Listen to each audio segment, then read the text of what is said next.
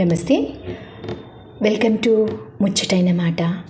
ఈరోజు భాద్రపద అమావాస్య అండి. సో ఈ భాద్రపద అమావాస్యని మనం పోలాల అమావాస్య అని కూడా అంటూ ఉంటాము. అయితే ఈ పోలాల అమావాస్య నాడు ముఖ్యంగా పిల్లల బాగోవటం కోసం, అలాగే వాళ్ళకున్నటువంటి వ్యాధులైనా లేకపోతే వాళ్ళకున్న చికాకులైనా పోవాలని మనం పోలేరమ్మ వారిని ఎక్కువగా పూజిస్తూ ఉంటాము. ఈ పోలాల అమావాస్య మన ఆంధ్ర సైడ్ ఎక్కువగా చేస్తూ ఉంటారు. అలాగనే ఇంకొక విషయం ఏంటంటే, ఈ పోలాల అమావాస్య అనేది శనివారం రావటం వలన, శనివారం అమావాస్య అవ్వటం వలన దీన్ని శని అమావాస్య అని కూడా అంటారు.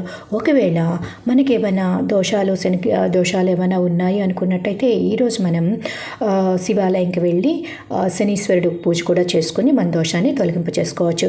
అలాగనే ఇంకొక మాట, ఈ శనీశ్వర అమావాస్య రోజు మనం పితృతర్పణం చేస్తే, అంటే పితృదోషాలు చాలామందికి ఉంటాయి. దానివలన మన కుటుంబంలో కలహాలు అవనివ్వండి, లేదా కొంచెం చెడు జరగటం కానీ ఇలాంటివి జరుగుతుంటాయి. సో ఈ రోజున మనం పితృకర్మలు చేసుకుంటే మనం పితృవులను పూజించినట్టు, అలాగే వారిని ఆనందింపచేసి వారి ఆశీస్సులతో మన కుటుంబం క్షేమంగా ఆనందంగా ఉండేటట్లు మనం చేసుకోవచ్చు. సో ఈ పోలాల అమావాస్యని అందరూ జరుపుకున్నారని మనస్ఫూర్తిగా అనుకుంటున్నాను. మరి ఈరోజు ముచ్చట ఇదేనండి. Thank you. Keep watching and please subscribe ముచ్చటైన మాట. Thank you.